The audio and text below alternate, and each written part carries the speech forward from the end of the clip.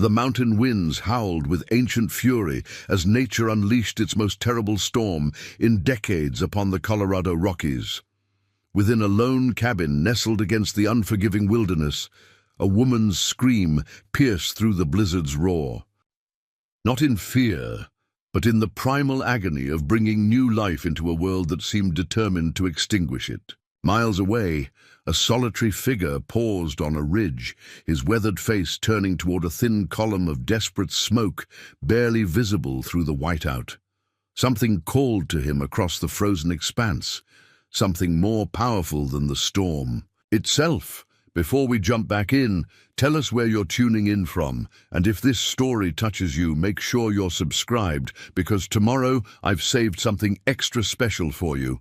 The blizzard descended upon the mountains without mercy, transforming the early October landscape into a world of white fury. Sarah Mitchell had been watching the gathering darkness from the cabin window, one hand pressed against her swollen belly, the other clutching the worn leather journal where she'd been recording her thoughts. Perhaps the only testament that would remain if the winter took her as it had taken so many others before. Her labor pains had started just as the first heavy snowflakes began falling. Now 12 hours later, the contractions came in waves that threatened to tear her apart from within, and the snow outside had buried half the cabin door. "Please, not yet," Sarah whispered through gritted teeth, her knuckles white as she gripped the edge of the rough-hewn table. Just a little longer. But her body had its own wisdom, its own timing that wouldn't be denied. She'd been alone for 26 days now. 26 days since Daniel had kissed her forehead, promised he'd return with supplies from the trading post before the weather turned, and ridden away on their only horse. 26 days marked by dwindling food, dwindling hope, and the growing certainty that she had been abandoned to die. The cabin that had once represented their dream now felt like a tomb. Daniel Mitchell had painted such beautiful pictures with his words. A homestead of their own in the high country, far from the judgment and whispers that had followed them from Boston. A place where they could start fresh, where the past couldn't touch them. What he hadn't mentioned was the crushing isolation, the brutality of the mountain winters, or how quickly a man's promises could dissolve when faced with the reality of a pregnant wife and the responsibility that came with it. Another contraction gripped her, and Sarah screamed into the empty room, her voice echoing off walls that seemed to be closing in. Outside, the wind screamed back, mocking her with its hollow companions. Isolation, abandonment, fear. When the pain subsided, she staggered to the small bed they had built together in those first hopeful weeks. The sheets were clean, at least. She'd prepared for this moment as best she could, boiling water whenever she had strength to gather wood, reading and rereading the midwifery book she'd brought from the East. Knowledge was poor company, but better than none at all. Sarah had grown up in comfort in Boston, the daughter of a successful merchant. Her education had been comprehensive, her future secure, until she'd met Daniel Mitchell at a summer party. He'd been handsome, charming, full of wild stories about the West, and dreams that seemed to sparkle like gold. Her parents had seen, through him immediately, of course. "Fortune hunter," her father had called him, while her mother wept and pleaded. But Sarah had been 22, headstrong and hungry for adventure. Their elopement had been the scandal of the season. The journey west had been difficult but filled with promise. It wasn't until they'd reached the isolated cabin high in the Colorado mountains that Daniel's true nature began to emerge. His impatience with the hard work of homesteading, his increasing silences, the way his eyes would drift to the horizon while she spoke. "You'd leave me now?" she had asked when he'd announced his trip to the trading post, her hands protective over her unborn child. "With the baby so close?" "It'll be a quick trip," he'd replied, not meeting her eyes. "We need supplies before winter." She knew then, with a certainty that cut deeper than any blade, that he wouldn't return. The realization should have broken her, but something had hardened inside Sarah instead. She would survive. She would bring this child into the world. She would find a way.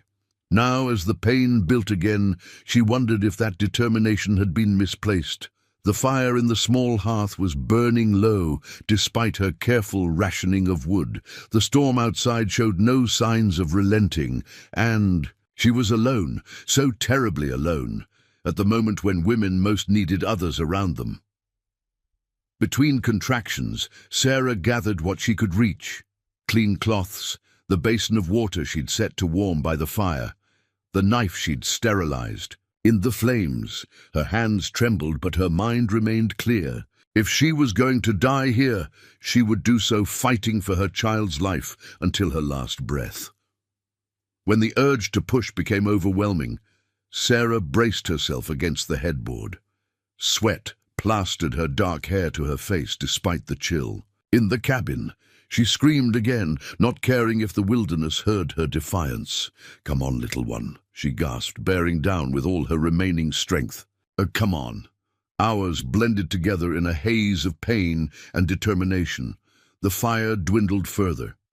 Outside, night fell, though it made little difference in the storm-darkened cabin. Sarah pushed when her body commanded, rested when it allowed, and fought the encroaching darkness of unconsciousness that threatened to claim her.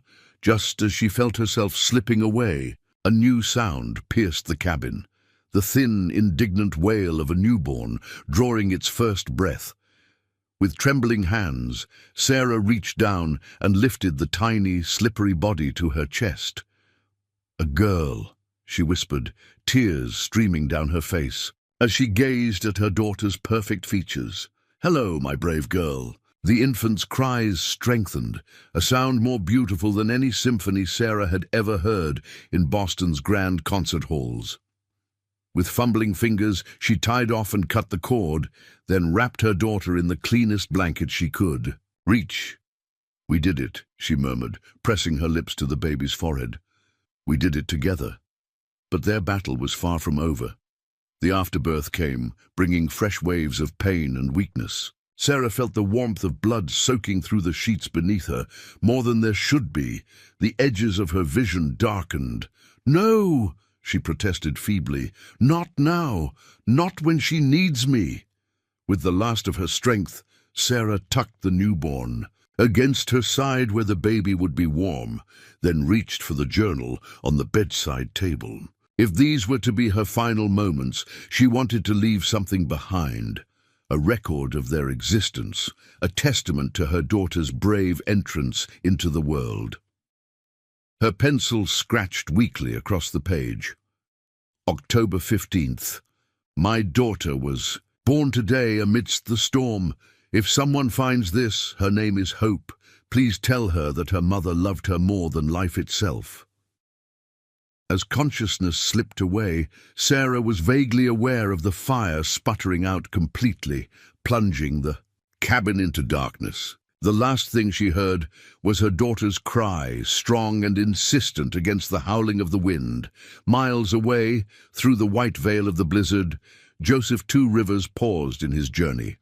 The Ute medicine man had been returning to his people's winter camp when the storm descended, forcing him to seek shelter in a small cave halfway up the mountain. At 58, he'd survived enough winters to know when the spirits of the land were in a dangerous mood. Joseph had lived between two worlds for most of his life. Educated at a government school that had tried to erase his heritage, he'd later returned to his people to learn the old ways from the elders. Now he carried both kinds of medicine, the knowledge of herbs and healing passed down through generations of his ancestors, and the modern techniques he'd learned during a brief stint as an assistant to an army doctor. Neither type of medicine would help him if he tried to travel through this storm, however. He'd settled in to wait it out, building a small fire near the cave entrance, drinking sparingly from his water skin and chewing on dried deer meat as he listened to the wind's fury. It was during a momentary lull in the storm that he felt it, a disturbance in the natural order, a call that seemed to come from both everywhere and nowhere. Joseph closed his eyes. focusing his senses in the way he'd been taught as a young man. Something or someone needed him desperately. Opening his eyes, he caught sight of it through a brief clearing in the snowfall. A thin, struggling column of smoke rising from a cabin nestled in the valley below, a cabin he hadn't known existed. The smoke was failing, weakening, a last desperate signal from a dying fire. Joseph knew no one should be living that high in the mountains this close to winter. Settlers occasionally tried, not understanding the land's rhythms, but most either left before the first heavy snow or didn't survive to see spring. Whoever was in that cabin was in grave danger. Common sense told him to stay put, to wait out the storm. The journey down the treacherous slope in these conditions could easily kill him, but the feeling that had seized him wouldn't let go, a certainty that transcended rational thought. "The spirits don't call without reason," he muttered, gathering his meager supplies and wrapping his buffalo hide coat more tightly around his body. His weathered hand paused over the small medicine bundle that hung at his waist, fingertips brushing. The soft leather pouch that contained sacred herbs, stones, and tokens. A brief prayer passed his lips, words asking for guidance and protection in the language his government teachers had once forbidden him to speak. Then, pulling a woolen scarf across his face against the biting cold, Joseph stepped back into the storm. The wind immediately tried to drive him back, snow pelting his exposed skin like tiny needles. He leaned into it, using his walking stick to probe the ground ahead for hidden dangers. The descent was treacherous, the path he'd climbed hours earlier now completely obscured by snowdrifts. Twice he nearly lost his footing on ice-covered rocks. Each step required complete concentration, yet part of his mind remained fixed on that failing column of smoke, on the sense that time was running out for whoever was sending this unintentional signal. It took him nearly 2 hours to reach the valley floor, and another hour of struggling through snow that reached mid-thigh before the dark shape of the cabin emerged from the whiteness. No smoke rose from the chimney now, no light showed through the single window. If not for his earlier vision, Joseph might have thought the place abandoned. The door was partially blocked by a snowdrift. Joseph dug through it with his hands, ignoring the numbness spreading through his fingers. When he finally managed to push the door open, he was met with darkness and cold nearly as bitter as the storm outside. "Hello?" he called, stepping cautiously into the gloom. "Is anyone here?" The silence that answered him was broken only by the faintest sound, a whimper so soft it might have been imagination. Joseph moved toward it, his eyes gradually adjusting to the darkness. The cabin was small, barely more than a single room, with a rough-hewn table, a cold hearth, and a bed against the far wall. On that bed lay a figure, still as death, and beside it, wrapped in blankets now growing cold, was the source of the sound. A newborn infant, incredibly still alive despite the deadly chill. Joseph moved quickly then, his healer's instincts taking over. He checked the woman first, unconscious but breathing, her skin pale and cool to the touch, the bed beneath her stained with blood. Childbirth recently, too much blood lost. Next, he gathered the infant, a girl by his quick assessment, and tucked her inside his coat against his chest for warmth. Her tiny body was cooler than it should be, but she responded to his touch with another weak whimper. A fighter, this one. Working methodically in the dim light, Joseph set about bringing the cabin back to life. He rekindled the fire with practiced efficiency, using the small supply of dry wood stacked beside the hearth. As warmth gradually returned to the space, he gently placed the baby in a makeshift nest, close enough to benefit from the heat, but not so close as to be dangerous. Then he turned his full attention to the mother. Her pulse was thready but present, her breathing shallow. Blood loss and exhaustion had taken a severe toll. Without intervention, she wouldn't survive the night. Joseph opened his medicine pouch, spreading its contents on the small table. From one pocket of his coat, he produced a flask of whiskey, not for drinking, but for its properties as both antiseptic and painkiller.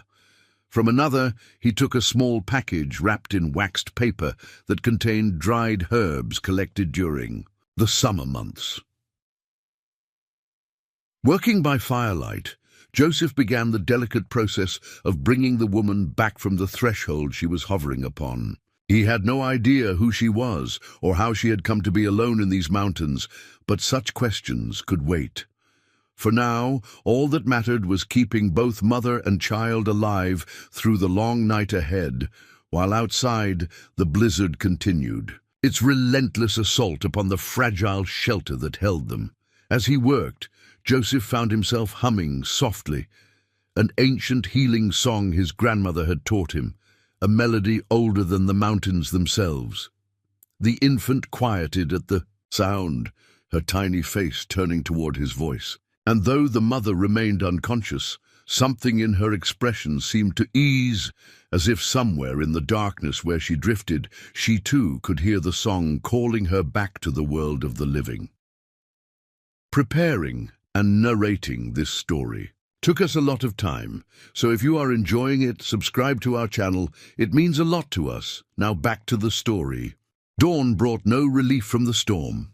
If anything, the blizzard had intensified overnight, shrouding the small cabin in a cocoon of white. Inside, Joseph Two Rivers tended his patients with the focused attention of a man who understood that death was merely waiting for his vigilance to falter. Sarah Mitchell drifted between consciousness and darkness, occasionally murmuring words that made no sense, names, perhaps, or fragments of prayers. The fever that had taken hold of her during the night showed no signs of breaking. Her skin burned beneath Joseph's touch as he gently bathed her forehead with melted snow. The infant, however, showed surprising resilience. Despite being born in circumstances that should have claimed her life, Hope, Joseph had found the name written in the journal by the bed, had a strong cry and a fierce grip. He had fashioned a cradleboard of sorts using materials found in the cabin, binding the baby securely in the traditional way of his people. Now she lay close to the fire, swaddled tightly, her tiny face the only part visible. "Your mother named you well," Joseph told her softly as he prepared a thin broth from the few supplies he'd found in the cabin's stores. "Hope is what we all need now." The cabin itself told a story Joseph had seen played out too many times before. Someone, the woman's husband he presumed, had built it with more haste than skill. The logs were poorly fitted, allowing the bitter wind to find entry at multiple points. The roof was sound enough, but the single window had been improperly sealed, and ice had formed along its edges, both inside and out. The hearth was adequate, but not placed for maximum heat efficiency. It was the dwelling of someone who had never faced a mountain winter before, someone who didn't understand that such carelessness was a death sentence when the snow began to fall. Joseph moved about the small space, taking inventory of what resources they had. The woodpile was dangerously low, perhaps 3 days' worth if used sparingly. Food was equally scarce, a small sack of beans, some dried meat that had begun to turn, a few potatoes sprouting eyes, and a half-empty jar of preserved peaches. There was coffee, which might prove useful for its stimulant properties, and salt. No wonder the woman, Sarah, according to the journal, had been weakening even before childbirth. She'd been slowly starving. Joseph glanced again at the journal that lay open on the table. He'd read only enough to learn the baby's name and to confirm his suspicion that Sarah had been abandoned. The rest felt too private, too personal for him to intrude upon without permission. As the morning wore on, Joseph settled into a routine of caring for both mother and child. When the baby cried with hunger, he soaked a clean cloth in the broth he'd prepared and let her suck the liquid from it. Not ideal, but better than nothing. When Sarah's fever spiked, he applied cold compresses and administered teas made from the herbs in his medicine pouch. Between these duties, he worked to make the cabin more hospitable. He packed snow against the outside walls for additional insulation. He used strips torn from an old blanket to seal the worst of the gaps between logs. He reorganized the meager supplies to create a more efficient work area. All the while, the storm raged on, and Joseph found himself calculating odds in his head. How long before the food ran out completely? How long before the wood was gone? How long before Sarah's fever either broke or took her permanently beyond his reach? Sometime in the late afternoon, as the early winter darkness began to close in, Sarah's eyes fluttered open. They were the deep blue of a summer sky, startling in her pale face. For a moment, they stared unseeing at the ceiling.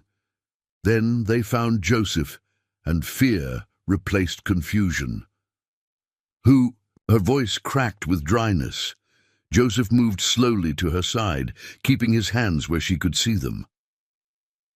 "My name is Joseph Two Rivers," he said gently. "I'm a healer. I found you and your daughter yesterday during the storm." "My daughter?" Panic flooded her features as memory returned. "Where is she? She's alive," Joseph assured her quickly. "She's right here." He gestured to the cradle board near the fire. "She's strong, like her mother." Relief washed over Sarah's face, followed immediately by suspicion. "Why are you here? How did you find us?" It was a reasonable question, one that Joseph wasn't entirely sure how to answer. The truth, that he had been guided by something beyond ordinary senses, might frighten her further. Instead, he opted for a simplified version. "I was seeking shelter from the storm and saw the smoke from your fire," he said. "When I arrived, you were unconscious, and the baby was nearly cold. You had lost much blood." Sarah's hand moved weakly to her abdomen, feeling the bandages there. "You helped us," Joseph nodded. "I have training both as a medicine man among my people and in Western medicine. You're still very weak, but I believe you will recover if you rest and regain your strength." Sarah's gaze drifted to the window, where snow continued to accumulate. Against the glass.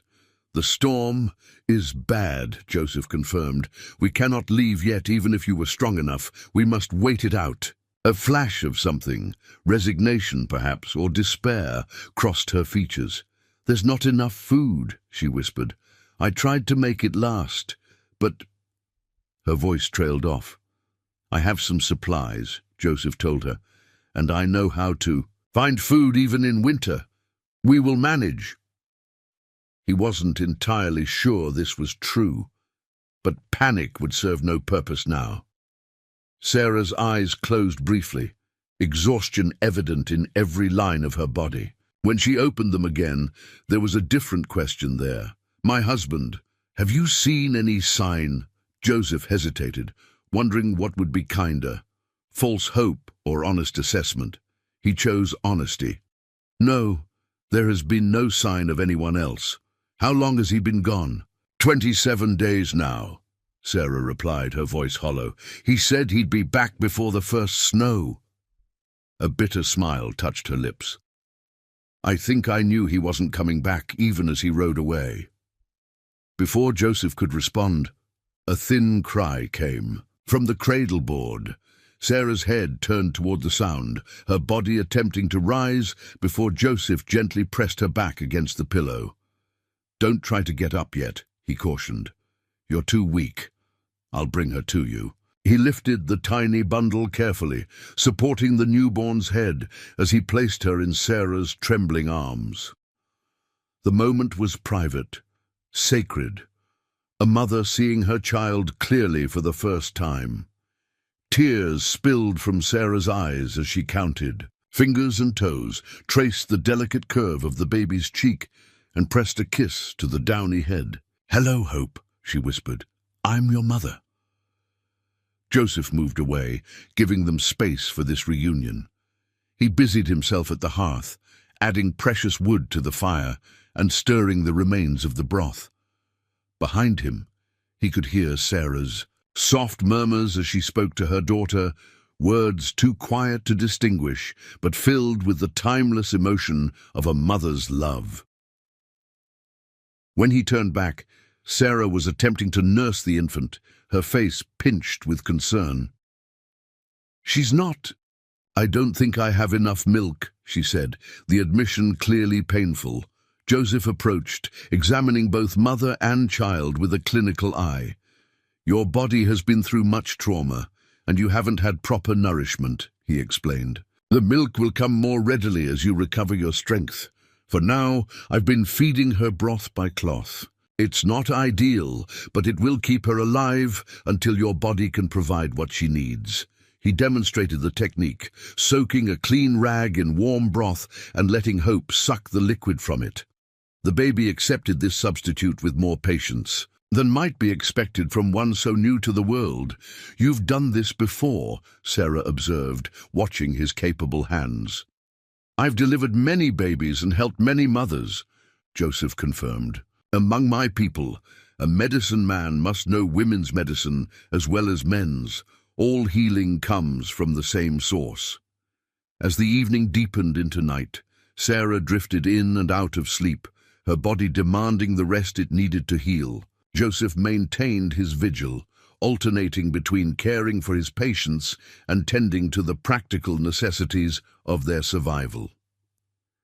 During one of Sarah's wakeful periods, she asked, "Why would you help strangers, especially people like us, who have taken your people's land?" Joseph considered the question carefully before answering. "The land belongs to itself," he said finally. "We are all just passing through, borrowing its bounty for a time. As for why I help, healing is my purpose. The Great Spirit doesn't ask me who deserves healing and who doesn't. All life is sacred, even those who have done wrong."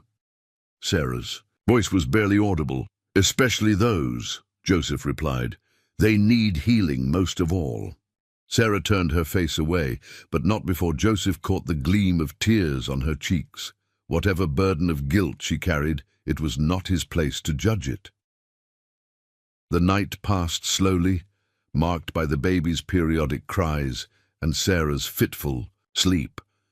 Outside, the wind seemed to be lessening, though the snow continued to fall. By morning, Joseph estimated there must be at least 4 feet of accumulation around the cabin, effectively trapping them until either a thaw came or they could fashion snowshoes. Sarah was stronger the next day, able to sit propped against the headboard and hold Hope for longer periods. The fever had broken sometime during the night, leaving her weak but clear-headed. As Joseph prepared a thin porridge from the remaining beans, she watched him with growing awareness. "You said you're a medicine man," she said finally. "Are you from nearby?" Joseph stirred the pot, considering how much to share. "My people, the Ute, have winter camps in the valleys below. I was returning from gathering late-season medicines when the storm caught me. Will they be looking for you?" "No, I often travel alone for many days. They won't worry yet." This wasn't entirely true. Joseph suspected the camp would be concerned by his absence during such a severe storm, but he didn't want to add to Sarah's burdens. Sarah adjusted Hope in her arms, wincing slightly at the movement. "I don't know how to thank you," she said quietly. "We would have died without your help." Joseph brought her a small portion of the porridge. "Eat, regain your strength. That is thanks enough." As Sarah ate, slowly and with evident effort, Joseph took the opportunity to evaluate their situation more thoroughly. The storm showed signs of abating, but the temperature was dropping further. The woodpile would be depleted within 2 days at their current rate of consumption. The food would last perhaps 3 days, if strictly rationed. Most concerning was the baby's need for proper nourishment. While Sarah's milk was beginning to come in, it wasn't sufficient yet, and the broth was a poor substitute for the nutrition an infant required. They needed help, and soon. "Sarah," he said, returning to her bedside, "I need to ask you some difficult questions." She looked up, wariness returning to her expression. "What questions?" "Is there anyone nearby?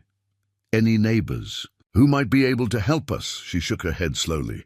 The closest homestead is 15 miles east, the Andersons. I've never met them, but Daniel mentioned them once.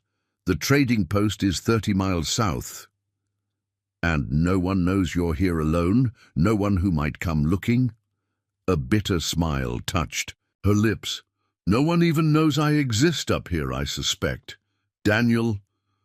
She hesitated, then continued with a resigned sigh. Daniel wasn't honest about many things. I believe now that he never properly registered this homestead. He spoke of papers and deeds, but I never saw them. This confirmed Joseph's suspicions.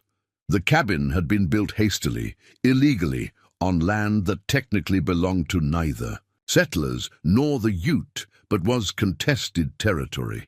It explained why it was so isolated, so poorly provisioned. I see, he said, keeping judgment from his voice. When you're stronger, we'll need to consider options for leaving here. This cabin won't sustain you and Hope through winter. Fear flashed across Sarah's face. Leave? But where would we go? I have nothing, no money, no family who would take me back. Her voice dropped to a whisper. I made my choice when I followed Daniel West. There's no undoing that now. Joseph recognized the despair in her words, the same hopelessness he'd seen in too many women abandoned at frontier outposts or mining towns. Men came west, chasing dreams of gold or land, bringing women who believed in promises of new beginnings. When reality failed to match those dreams, many men simply disappeared, leaving their wives and children to whatever fate might befall them. There are always choices, Joseph said gently. But for now, focus on healing. We'll face tomorrow when it comes. That afternoon, while Sarah slept, Joseph ventured outside for the first time since arriving at the cabin. The storm had indeed lessened, though snow still fell in lazy spirals from a slate-grey sky. The world had been transformed into an alien landscape of white mounds and blue shadows, beautiful but deadly in its serenity. Joseph moved carefully around the perimeter of the cabin, assessing what resources might be available. Under a poorly constructed lean-to, he discovered a rusted axe head with a cracked handle and a bow saw with several missing teeth. There were a few pieces of wood too large to burn without being cut down, which explained why they hadn't been added to the woodpile. Behind the cabin, half buried in snow, Joseph found what must have been an attempt at a vegetator garden. Nothing remained now except a few frozen cabbage stumps. Nearby stood a crude rabbit snare, long abandoned. The inventory of their surroundings only confirmed what Joseph already knew. They were dangerously unprepared for survival. Daniel Mitchell had not only abandoned his wife and unborn child, he had left them in conditions that all but ensured their deaths. As Joseph repaired the axe handle using sinew from his own supplies and begun the laborious process of cutting the larger wood pieces, his mind worked through possible solutions. The nearest settlement was too far to reach in Sarah's condition, especially with a newborn in these weather conditions. His own people's winter camp was closer, perhaps a day's journey in good weather, but even that would be challenging. And then there was the question of reception. While Joseph had standing among his tribe, bringing back a white woman and her baby would be complicated at best. Relations between settlers and the Ute were strained, with broken treaties and encroachment creating deep mistrust on both sides. Yet what choice did they have? The cabin was a death trap, a temporary shelter not designed to withstand the full fury of a mountain winter. Without adequate food, medicine and fuel, Sarah and Hope would not survive until spring. By the time Joseph returned inside, arms laden with the wood he'd managed to process, he had made a decision. As soon as Sarah was strong enough to travel, perhaps in 3 or 4 days, they would attempt to reach the Ute winter camp. It would be dangerous, but remaining in the cabin presented an even greater threat. He found Sarah awake and sitting on the edge of the bed, her face pale with exertion. Hope lay in the makeshift crib he'd constructed, sleeping peacefully. "You shouldn't be up," Joseph said, setting down the wood beside the hearth. I can't lie there forever, Sarah replied, her jaw set with determination. My daughter needs me to be strong now. Joseph recognized the steel beneath the exhaustion in her voice. This woman had survived childbirth alone in a blizzard. She would not surrender easily to circumstance. Very well, he conceded, but start slowly. Your body needs time to heal. As he built up the fire with their precious new supply of wood, Sarah watched him with clear eyes for the first time since he'd found her. You went outside, she observed. How bad is it? The storm is easing, he told her, deciding that honesty was necessary now. But our situation remains difficult. The supplies here won't last long, even with careful rationing. Sarah nodded. Unsurprised? I know. I've been watching the stores dwindle for weeks. She hesitated, then asked, What do you suggest we do? Joseph met her gaze directly. When you're stronger, in a few days if your recovery continues well, we should try to reach my people's winter camp. It's perhaps 15 miles from here, following the river valley. Fear and uncertainty flickered across her features. Your people, would they accept us? It was a valid question, one Joseph had been wrestling with himself. I cannot promise it will be easy, he said carefully. There is much history between your people and mine, much pain on both sides. But I have some standing as a healer. And no one would turn away a mother and newborn to die in the snow. We would find shelter, at least until spring allows for safer travel. Sarah absorbed this, her hands twisting in the worn fabric of her nightdress. And if we stay here? Joseph didn't soften the truth. Then we pray for an early thaw, because the winter will claim us otherwise. She was silent for a long moment, her gaze turning to the window where the endless white pressed against the glass. When she looked back at Joseph, there was a new resolve in her eyes. Then we'll go to your people, she said simply. And I'll accept whatever reception awaits us there. Hope stirred in her crib, a small sound like a question. Both adults turned toward her, their shared concern for this tiny life transcending the vast differences in their backgrounds and experiences. In that moment, something shifted between them. Not friendship exactly, but a partnership born of necessity and mutual respect. They were no longer simply rescuer and rescued, but two people facing an uncertain future together, bound by their determination to ensure that the small flame of life named hope would continue to burn brightly. Outside, the snow continued to fall, but more gently now, as if the storm too had exhausted its fury. Night was approaching again, bringing with it the bone-deep cold that only those who have wintered in the high mountains truly understand. Joseph added another precious log to the fire, knowing that the warmth it provided was worth the dwindling supply.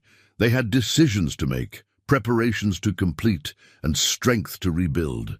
But for now, the soft glow of the hearth pushed back the darkness, creating a small island of life in the vast, frozen wilderness that surrounded them. The third day brought a temporary reprieve from the storm. The sky cleared to a brilliant, painful blue, and the sun transformed the snow-covered landscape into a dazzling expanse that hurt the eyes to behold. Joseph stood on the cabin's small porch, breathing deeply of the crisp air while assessing the changed terrain around them. What had been familiar paths and landmarks was now an alien topography of drifts and shadows. The trail that would lead them to safety was buried beneath 4 feet of snow, and without proper equipment, traversing it would be nearly impossible. However, the clear weather offered an opportunity he couldn't ignore. I need to hunt, he told Sarah when he returned. Inside, she was sitting in the room's single chair, hope cradled against her chest. Both mother and daughter looked stronger today. Sarah's color had improved, and Hope had begun to nurse more effectively as Sarah's milk increased. Hunt? Is that even possible with all this snow? Sarah asked, adjusting the blanket around. Hope's tiny head.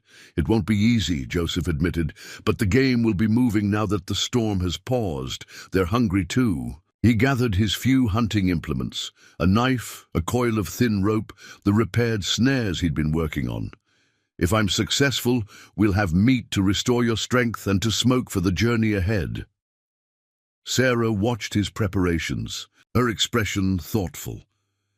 You've mentioned your people several times, she said finally, but you haven't really told me about yourself, why you were alone in the mountains during a blizzard. Joseph paused, considering how much to share. In his experience, white settlers rarely wanted to know about Indian lives beyond what confirmed their existing beliefs. But the question seemed genuine, born perhaps of the intimacy forced upon them by circumstance. I walk between worlds, he said, settling on the hearth across from her. My father was Ute, my mother Tabiguache, what you might call a band of the Ute people. When I was 10 years old, government agents came to our camp and took several children, including me, to a school far from our homes. Sarah's eyes widened. They took you from your family. They believed they were saving us, Joseph said, without bitterness, but without illusion. Saving our souls by teaching us your language, your customs, your God. They gave me a new name, Joseph Rivers, cut my hair, punished me when I spoke my own language. That's horrible, Sarah whispered. It was their way, Joseph replied simply. I learned to read, to write, to calculate numbers, to recite your Bible. I learned about your medicines too. A teacher there saw I had a gift for healing and taught me what he knew. How long were you there? 8 years. When I was 18, they said I was civilized enough to leave. They wanted me to go east, to work as an interpreter or continue studies as a medical assistant. Joseph's hands worked automatically as he spoke, checking the knife's edge against his thumb. Instead, I returned to my people, found those who remained of my family, learned the old ways that had been kept alive despite all attempts to erase them. Hope made a small sound, and Sarah shifted her to the other breast with practiced gentleness. And your family? Did they accept you back? A shadow crossed Joseph's weathered features. My father died while I was away. My mother... He paused. She didn't recognize the person who returned. I spoke differently, thought differently, had forgotten many of our traditions. It took years before I found my place again. And did you find your place? Joseph considered the question, his dark eyes reflecting the dancing flames in the hearth. I found a purpose.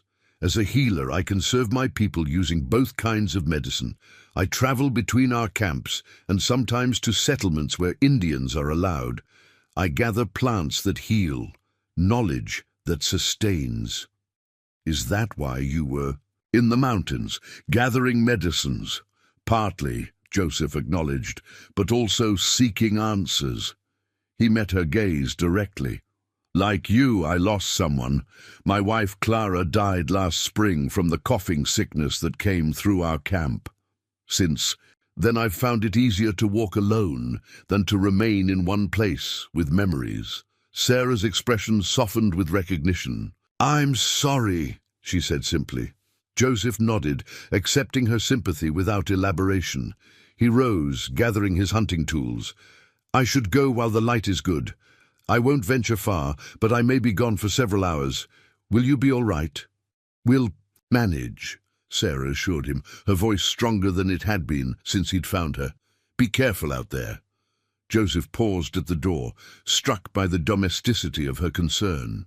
It had been a long time since anyone had asked him to be careful, a long time since his return mattered to another soul. The feeling was both familiar and strange, like a half-remembered dream. I will return before dusk, he promised, and stepped out into the blinding white. Hunting in deep snow without snowshoes was arduous work.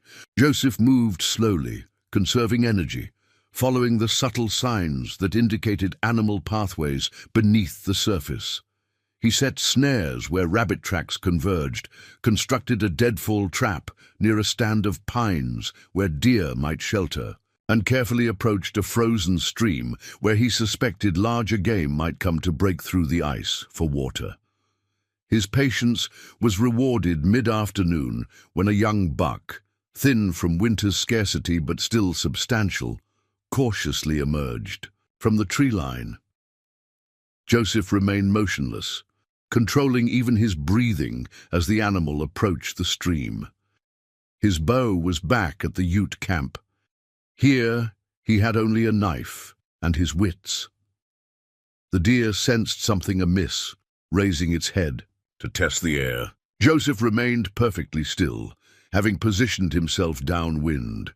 Finally, hunger overcame caution, and the buck moved toward the stream.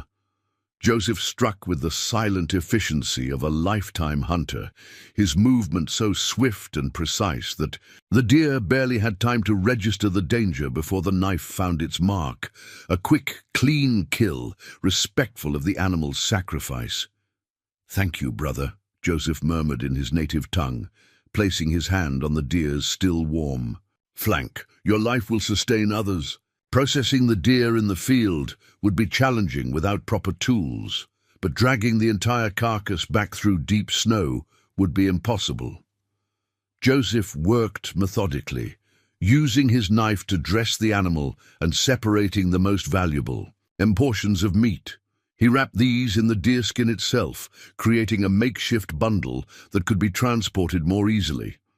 By the time he began the trek back to the cabin, the sun was already settling toward the western peaks. The temperature dropped rapidly with its descent, reminding Joseph that their clear weather was likely temporary. He needed to make it back before darkness fell, and the killing cold of a mountain night descended in full force. The journey was strenuous, his legs burning with the effort of pushing through snow that sometimes reached his waist in deeper drifts. The bundle of meat, though carefully selected for efficiency, grew heavier with each step. Sweat formed beneath his layers of clothing despite the cold, a dangerous condition if he stopped moving. When the cabin finally came into view, smoke rising reassuringly from its chimney, Joseph allowed himself a moment's relief. The light, glowing from its single window, created a beacon in the gathering darkness, drawing him the final distance. Sarah looked up from the hearth as he entered, her expression shifting from worry to relief. "I was beginning to fear something had happened," she admitted, rising from where she'd been tending the fire. Hope lay sleeping in her crib, bundled against the cold. "The snow made travel difficult," Joseph explained, setting down his precious bundle on the table. He unwrapped it carefully, revealing the cuts of venison. But the hunt was successful. Sarah's eyes widened at the sight of the meat. That's remarkable. I didn't think anything could be hunted in these conditions." "Hunger makes us all resourceful," Joseph said, removing his snow-covered outer garments. "This will restore your strength and provide supplies for our journey." They worked together to prepare the meat, Sarah moving with increasing confidence as her body continued to heal. She had found a pot large enough to stew some portions, while Joseph began cutting thin strips that could be smoked for preservation. "I found salt," Sarah told him, indicating a small container she'd discovered in a forgotten corner of the cabin's sparse shelving. "Not much, but enough to help preserve some of the meat." Joseph nodded appreciatively. "Good. We'll need food that can travel." As the stew began to simmer, filling the cabin with a rich aroma that awakened hunger too long suppressed, Sarah asked, "How soon do you think we should attempt to reach your people's camp?" Joseph considered the question, mentally assessing her. "Recovery against the risk of delay. 2 more days, if your strength continues to improve and if the weather holds. We need to prepare properly. The journey will be difficult even under the best conditions. What do we need?" "Snowshoes would be ideal, but I don't have materials to make proper ones," Joseph replied. "We can fashion crude versions using branches." and strips of hide.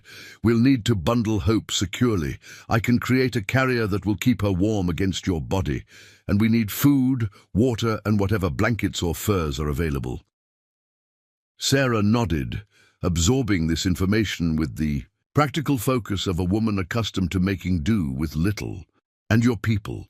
What should I expect when we arrive?" It was the question Joseph had been anticipating, yet still found difficult to answer honestly without causing fear. "There will be caution," he said finally. "Suspicion, perhaps. My people have learned through bitter experience that white settlers often bring trouble, but they will not turn away a mother and child in need. Will they allow us to stay until spring?" "I believe so," Joseph said, though uncertainty nagged at him.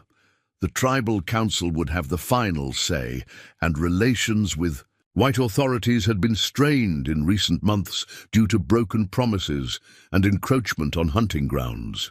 "As I said before, I have some influence as a healer, and there are those among my people who still believe in offering sanctuary to those in need." He didn't mention the factions within the tribe who had grown bitter after repeated betrayals, who might view any white presence as a threat. Such concerns could wait until Sarah was strong enough to face them. As they ate the venison stew, the first substantial meal either had enjoyed in days, the firelight cast dancing shadows across the cabin walls. Hope woke and began to fuss, her tiny face scrunching with displeasure. Sarah lifted her, checking her swaddling before offering her breast. "She's stronger today," Sarah observed, as the infant latched successfully. "More demanding." "A good sign," Joseph agreed. "She has her mother's spirit." A faint smile touched Sarah's lips, the first Joseph had seen since finding her. It transformed her face, revealing the beauty that hardship had temporarily obscured. "I was never considered particularly spirited back in Boston," she said. "Quite the opposite. My parents thought me too bookish, too quiet for proper society." "Circumstances reveal true character," Joseph replied. "Not all strength shows itself in the same way." They fell into companionable silence, the only sounds the crackling of the fire and Hope's occasional murmurs as she nursed. Outside, night had fully descended, bringing with it the vast silence of a snow-covered world. The temporary peace of their shelter felt all the more precious for its fragility. Later, as Sarah slept with Hope nestled beside her, Joseph remained awake, adding small pieces of wood to the fire and contemplating the path ahead. The practical challenges were formidable. The physical journey through deep snow with a weakened woman and newborn infant, the dwindling supplies, the uncertain reception at the Ute camp. But there were other concerns that troubled his thoughts as well. In helping Sarah and Hope, he had already formed a connection he hadn't anticipated. Their survival had become important to him beyond the general obligation to preserve life. He found himself noticing small details, the determined set of Sarah's jaw when she pushed through pain, the tiny, perfect fingernails on Hope's hands, the quiet dignity with which Sarah faced her abandonment. Such attachments were dangerous. Joseph had walked alone since Clara's death, finding solace in isolation, in the familiar routines of gathering medicines and tending to the sick without forming deeper bonds. Now, circumstance had thrust him into intimacy with a woman from a world entirely separate from his own, a woman whose very presence among his people might cause discord. Yet he could no more walk away from them than he could stop breathing. Something had called him to that smoke trail during the blizzard, something beyond rational explanation. The Ute elders would say it was the work of spirits guiding him to where he was needed. Whatever the cause, Joseph knew only that his path was now irrevocably linked with Sarah and Hope Mitchell's, at least until they reached safety. The next morning brought another clear day, cold but brilliant with sunshine. Joseph rose early and went outside to check the rabbit snares he'd set the previous day. Two had been successful, providing additional meat for their stores. As he processed these smaller catches, his eyes continually scanned the horizon, evaluating the weather signs with the practiced gaze of one who had learned to read nature's warnings. There was a heaviness to the distant clouds that suggested more snow would come, perhaps within a day or two. Their window for travel might be closing faster than he had hoped. When he returned to the cabin, he found Sarah already awake and moving with greater ease than before. She had managed to heat water and was washing Hope with gentle efficiency. "The color of the sky has changed," she said without preamble, showing that she too had been observing the weather signs. "Does that mean more snow?" Joseph nodded, impressed by her perception. "Yes, I think we have one day of clear weather, perhaps two at most." Sarah met his gaze, understanding the implications. "Then we should leave tomorrow, shouldn't we?" "We're trapped here again." "Your strength," Joseph began, "is returning," she finished firmly. "Not completely, but enough. I can walk, especially if we fashion those snowshoes you mentioned. And the longer we wait—" She glanced pointedly at their meager supplies. Joseph studied her, seeing the determination beneath the lingering pallor of her complexion. "It will be difficult," he warned. 15 miles through deep snow, with temperatures well below freezing. We would need to camp for one night along the way." "I understand," Sarah said quietly, "but staying means certain death when supplies run out. At least this way, Hope has a chance." She looked down at her daughter, her expression softening. "That's all that matters now." Joseph recognized the resolve of a mother protecting her child, perhaps the most formidable force in nature. He nodded once. Decision made. "Then we prepare today and leave at first light tomorrow." The day passed in focused activity. Joseph fashioned crude but functional snowshoes using flexible branches for frames and strips cut from an old leather saddle blanket for webbing. Sarah sorted through the cabin's meager possessions, selecting only what was essential for survival: extra blankets, the remaining food, a small pot for melting snow, the journal she had kept. Together, they created a secure carrier for Hope that would allow the infant to be held close to Sarah's body for warmth, while leaving Sarah's arms free for balance. Using torn strips from an old sheet, Joseph demonstrated how to bind the baby in the traditional way of his people, ensuring her comfort and safety. "The Tabaguache believe babies sleep best when wrapped this way," he explained as his weathered hands gently secured the bindings. "It reminds them of being in the mother's womb, safe, warm, protected." Sarah watched intently, learning the technique. "Your people seem to have deep wisdom about such things," she observed. "We have had many generations to learn what works," Joseph replied simply. "Knowledge passed down, mother to daughter, father to son. Some of this wisdom your people call primitive or superstitious, yet many of our ways have kept our children thriving in harsh conditions for centuries." As evening approached, they made final preparations. The remaining venison was cooked and wrapped for the journey. Waterskins were filled. Every available layer of clothing was collected for protection against the cold. When all was ready, they sat together by the fire for what would likely be their last night in the cabin. Hope slept peacefully in her crib, oblivious to the dangerous journey ahead. The flames cast a warm glow across the small space that had been their sanctuary through the worst of the storm. "I never thanked you properly," Sarah said suddenly, breaking the comfortable silence. "For finding us, for saving our lives." Joseph shook his head slightly. "No thanks are needed. I followed what I was meant to do." "Still," Sarah insisted, "many men, many people of any kind would have passed by, especially knowing I wasn't." She hesitated. "Knowing I wasn't one of your people." Joseph considered this, his dark eyes reflecting the firelight. "Perhaps that is the problem with the world," he said finally. "Too many see differences first, common humanity second. We draw lines on the earth and say, this side is mine, that side yours. We create divisions based on skin, language, beliefs. But the snow falls on all equally. The cold kills without asking what god you worship or what language you speak. He gestured toward Hope's sleeping form. A new life comes into the world the same way, regardless of who the parents might be. Some things transcend the boundaries we create. Sarah's eyes glistened with unshed tears in the firelight. I wish more people understood that. As do I, Joseph said softly. As do I. They retired early, knowing the journey ahead would demand all their strength.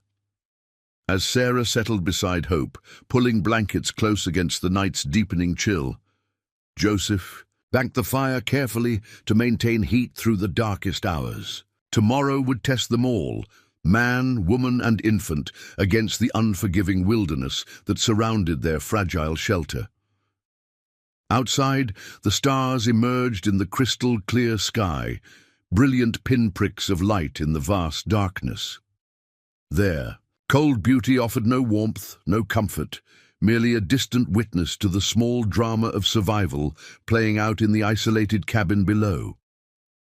Dawn came with breath-stealing cold, the kind that turns exhaled air into crystalline clouds and freezes. Moisture on eyelashes. Joseph woke before first light, adding the last of their firewood to the coals, and preparing a small but nourishing breakfast of venison and the remaining beans.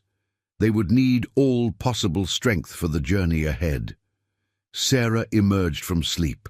Slowly, her face momentarily peaceful, before awareness of the day's challenge registered in her eyes. Hope stirred against her, small fists waving in protest at the chill beyond their shared blankets. "It's time?" Sarah asked, though she already knew the answer. Joseph nodded. "We should leave within the hour. The weather may hold today, but I don't trust tomorrow." They ate in silence, each absorbed in private thoughts about the journey ahead. When the meal was finished, Joseph helped Sarah secure Hope in the carrier they had fashioned. The infant complained initially at being bound so tightly, but soon settled as she felt her mother's familiar warmth against her. "She's perfectly placed," Joseph assured Sarah, adjusting the final wrappings. "Close to your heart where she'll stay warmest, but protected from the wind." Sarah nodded, her face a mixture of determination and fear. Will she be able to breathe properly? Yes. This method has carried thousands of babies safely through winters far harsher than this one. He helped Sarah into her coat, a man's garment, likely Daniel's, far too large but better for layering. "Remember what I showed you about feeding her during brief stops. The journey will take all day and part of tomorrow, so we'll need to care for her needs along the way." Sarah's chin lifted slightly, a gesture Joseph had come to recognize as her gathering courage.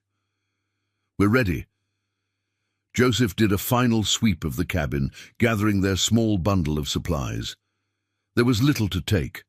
Some food, an extra blanket, the pot for melting snow, the flint and steel for fire-making, Sarah's journal, and a crude map he had drawn showing their route. Everything else would have to be left behind.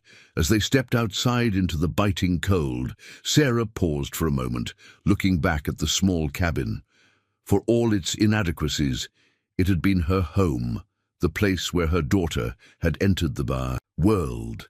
Leaving meant accepting that that chapter was truly over, that Daniel was not coming back, that she was now entirely responsible for forging a new path. "We won't return here," Joseph said softly, understanding her hesitation. "I know." Sarah turned away from the cabin, her gaze settling on the vast white landscape ahead. "Lead on." The first hour tested Sarah more severely than either had anticipated, though the improvised snowshoes prevented them from sinking completely into the deep drifts. Walking with them required a specific gait that used unfamiliar muscles. Joseph set a deliberately slow pace, watching Sarah carefully for signs of fatigue. "We need to rest," he said, when he noticed her breathing becoming labored, her steps increasingly uneven. "I can continue," she insisted, though her pale face and trembling limbs suggested otherwise. 5 minutes only," Joseph replied firmly. "Check on Hope, drink water, then we continue." Sarah didn't argue further, sinking gratefully onto a fallen log that Joseph brushed clear of snow. She unwrapped Hope enough to see that the baby was sleeping peacefully, her tiny face flushed with healthy warmth against her mother's body. "She's fine," Sarah reported with obvious relief. "Not even awake." Joseph nodded, using the brief stop to survey their surroundings and the sky above. They had covered perhaps 2 miles, following a path that led gradually downward through a sparse forest of pines. The temperature remained bitterly cold, but the sun provided some psychological comfort, its brightness reflecting off the snow in dazzling contrast to the dark days of the blizzard. "The going will be easier once we reach the valley floor," he told Sarah. "Less deep snow, more protection from the wind. How much farther to this valley?" "Another hour, perhaps more at our current pace." Sarah nodded, accepting this without complaint. She took a small sip from the water skin, then carefully readjusted Hope's wrappings before struggling back to her feet. "I'm ready." Joseph studied her with growing respect.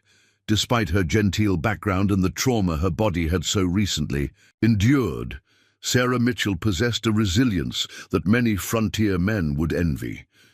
There was an understated quality to her courage, not brash or boastful, but steady and enduring. They continued their journey in companionable silence, each conserving energy for the physical demands of travel. Occasionally, Joseph would point out animal tracks in the snow or the distant flight of an eagle against the blue sky, small moments of connection with the living world around them. By midday, they had reached the edge of the valley, where the terrain leveled out and the trees grew more densely, offering some shelter from the wind that had begun to strengthen. Joseph called for a longer rest, finding a protected spot beneath a massive pine where the ground was relatively clear of snow. "We should eat," he said, unwrapping a portion of their precious food supplies. Sarah settled beside him, her face wind-burned, but determined. She carefully loosened Hope's bindings, allowing the infant to nurse while they rested. The baby had awakened hungry and fussing, but quieted immediately at her mother's breast. "You're doing well," Joseph said, offering Sarah dried venison, better than many would in these conditions. A ghost of a smile touched her lips. "I suppose there's little choice but to continue, isn't there?" "There's always a choice," Joseph replied. "Some would have given up by now. Courage isn't the absence of fear or doubt. It's continuing despite them."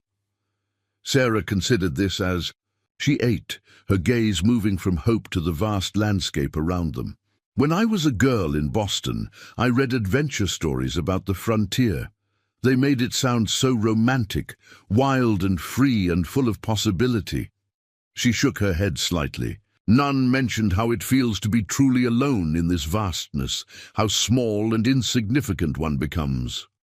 "Not insignificant," Joseph corrected gently, "just properly sized. The mountains and sky remind us of our place in the greater order of things. My people see this as wisdom, not diminishment." "And is that why you chose to return to this life? After your time in the white man's world?" Joseph watched an eagle circling high above them, its wings catching thermal currents in effortless glides. "Partly. There is truth in the silence here, that I couldn't find in cities, but mostly I returned because this is where my roots lie, where I can be fully myself, not half a person trying to fit into someone else's idea of who I should be." Sarah nodded slowly. "I thought I was escaping constraints when I left Boston with Daniel, my parents, society. Everything seemed designed to put me in a box of proper behavior and acceptable ambitions." Her voice took on a touch of bitterness.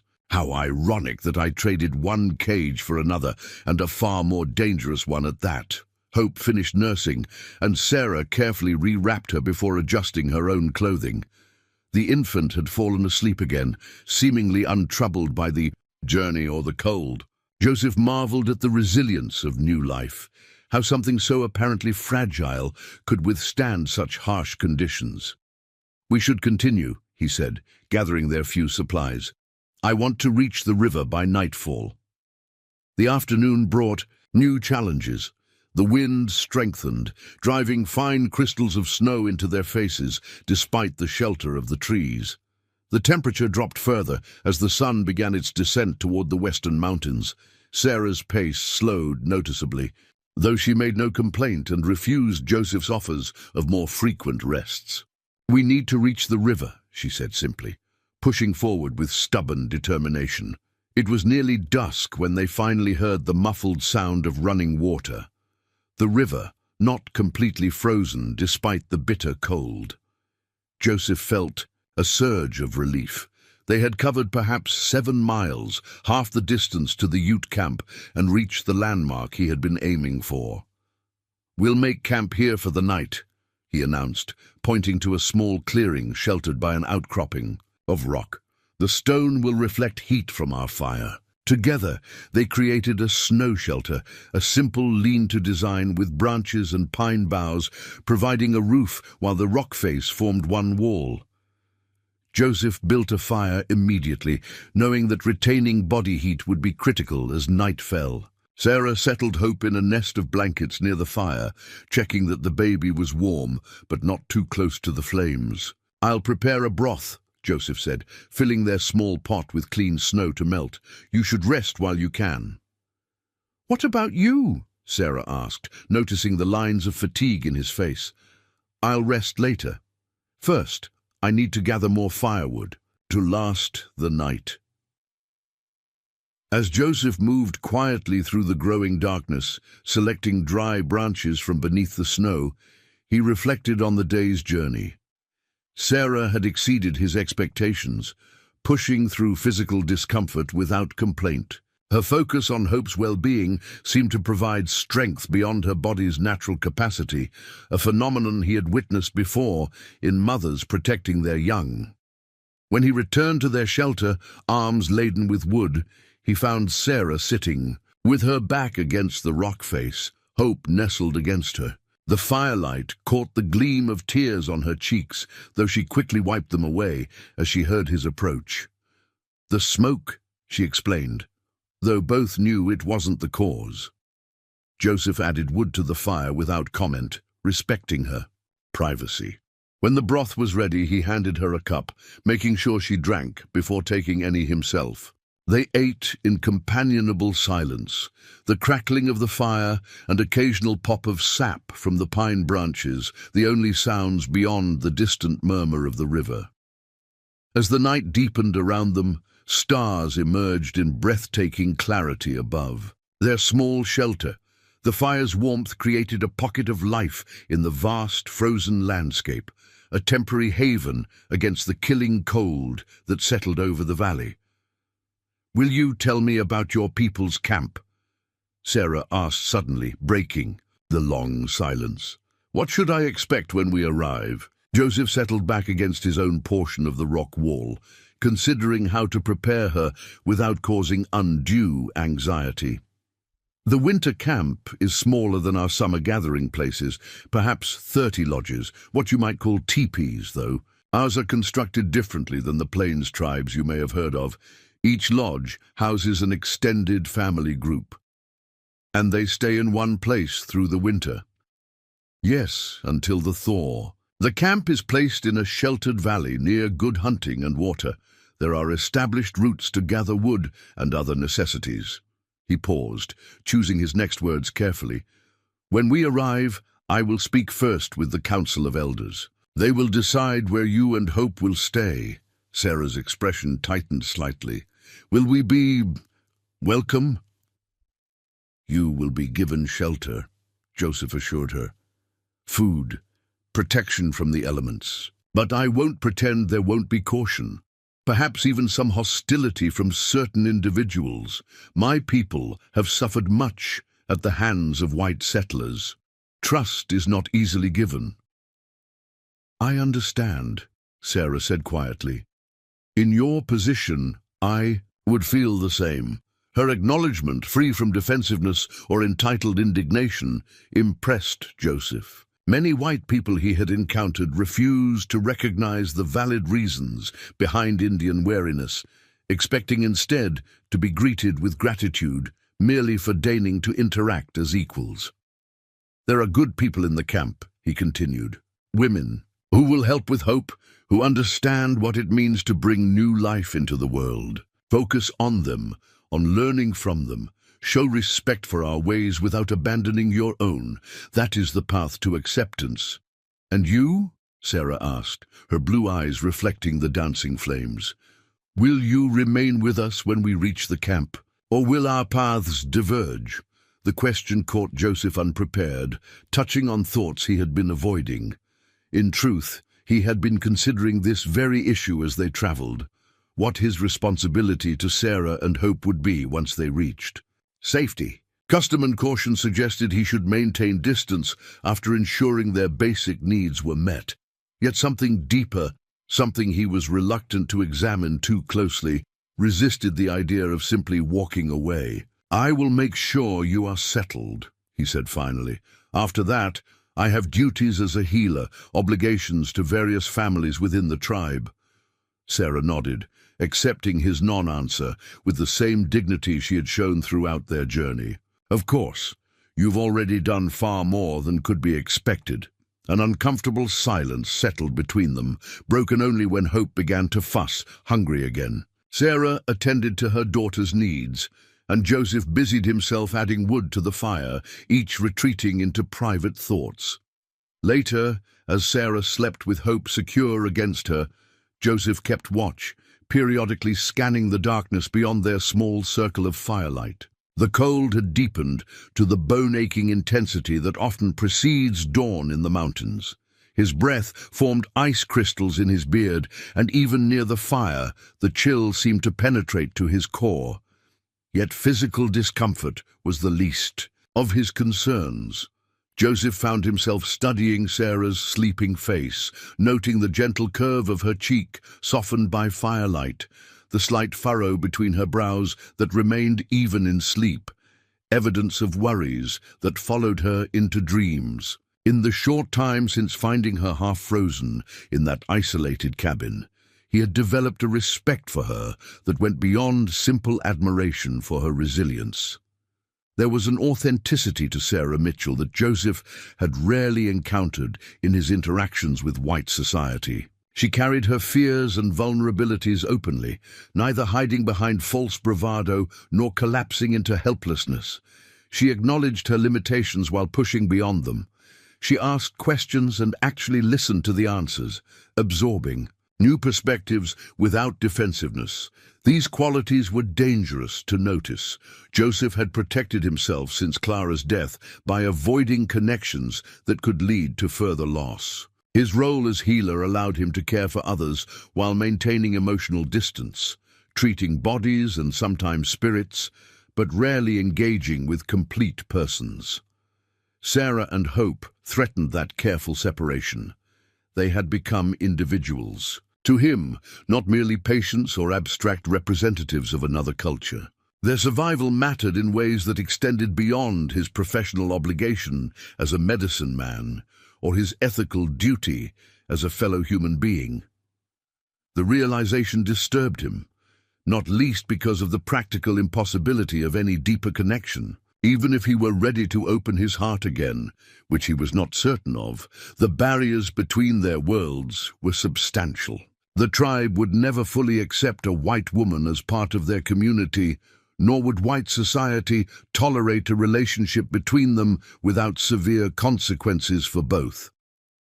Joseph added another branch to the fire, pushing these troubling thoughts aside. Their immediate survival remained the priority. They still had a challenging day's journey ahead, and he needed to conserve his mental and physical energy for that task. There would be time enough for such considerations once Sarah and Hope were safely established in the winter camp.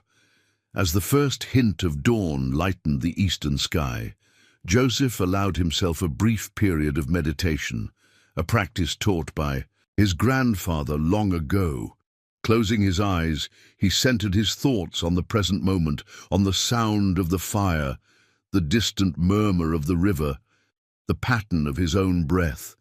He acknowledged his conflicting emotions without judgment, then gently set them aside, focusing instead on the path ahead.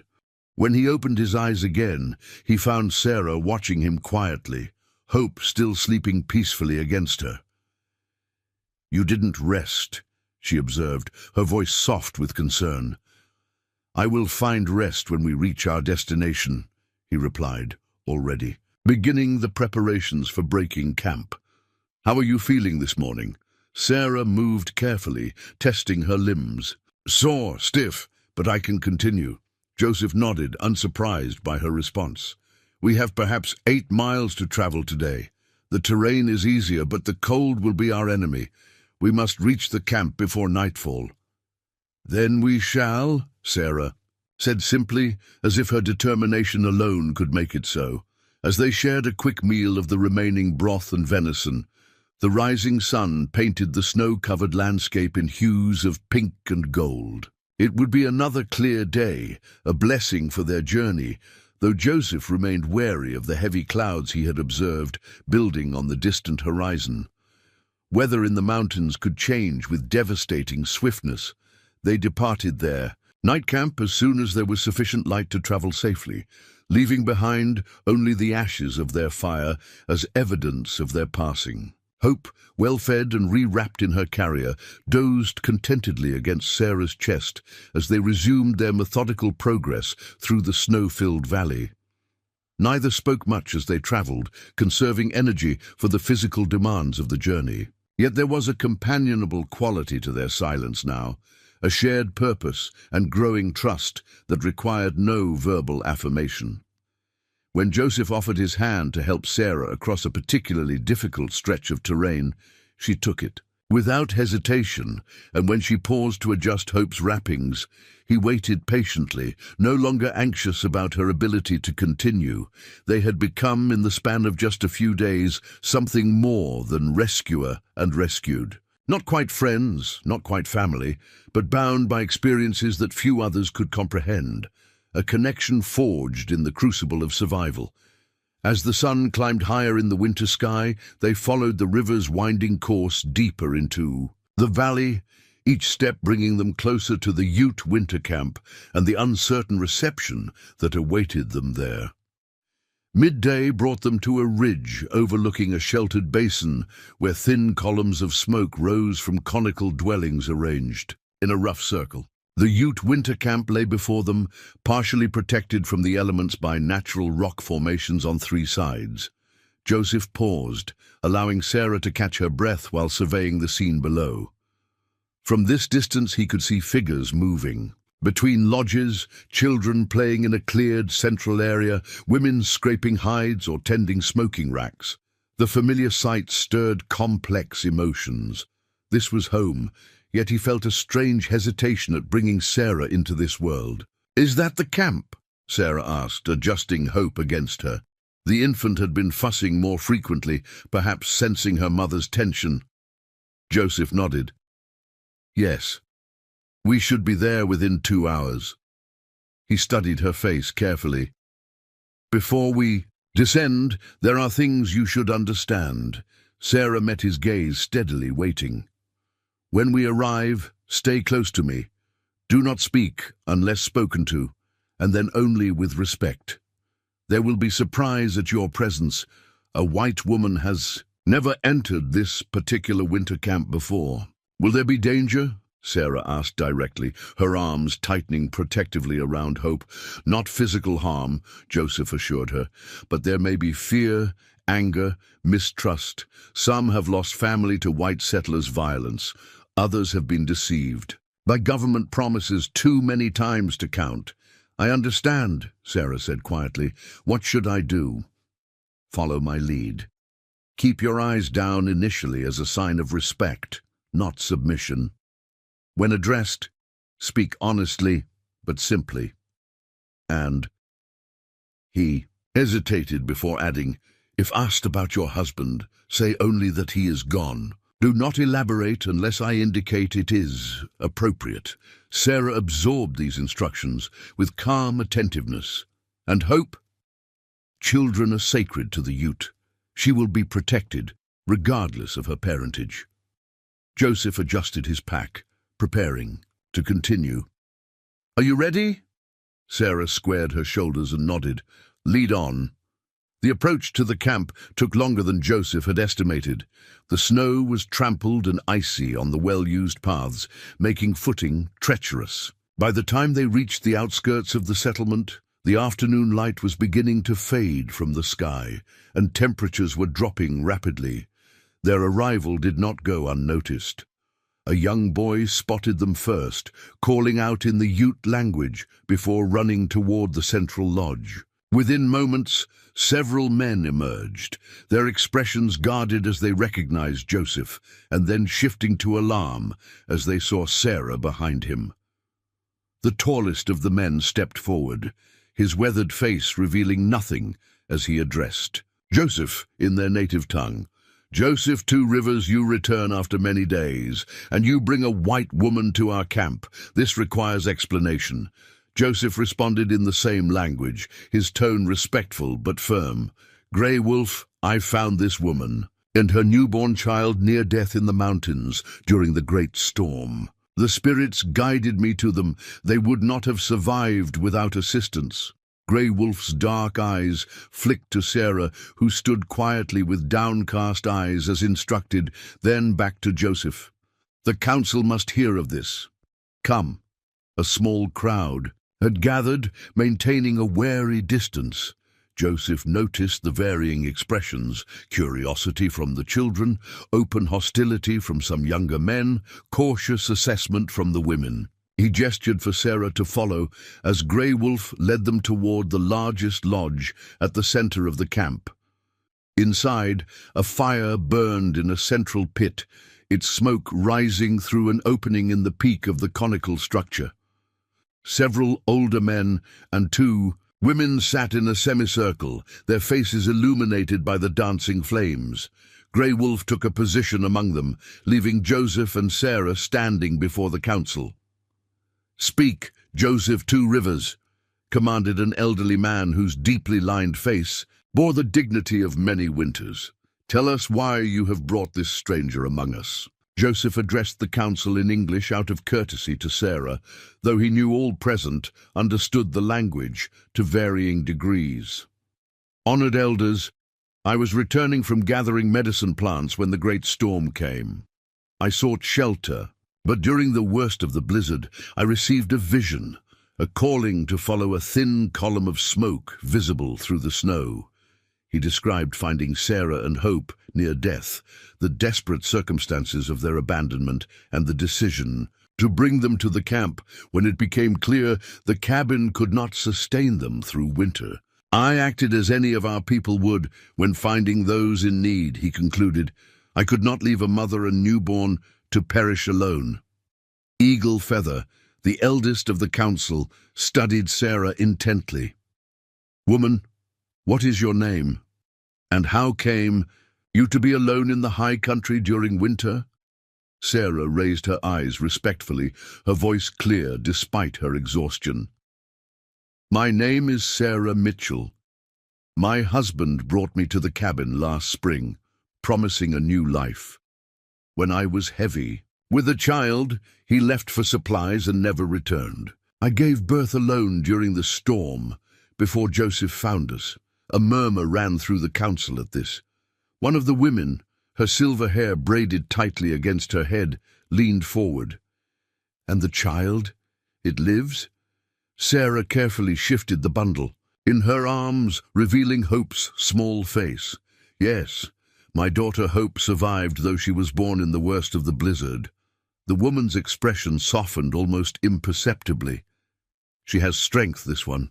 She glanced at Eagle Feather, a silent communication passing between them. Eagle Feather stroked his chin thoughtfully. "Joseph Two Rivers has acted with compassion, as befits a medicine man of our tribe. However, The presence of white settlers has brought nothing but sorrow to our people.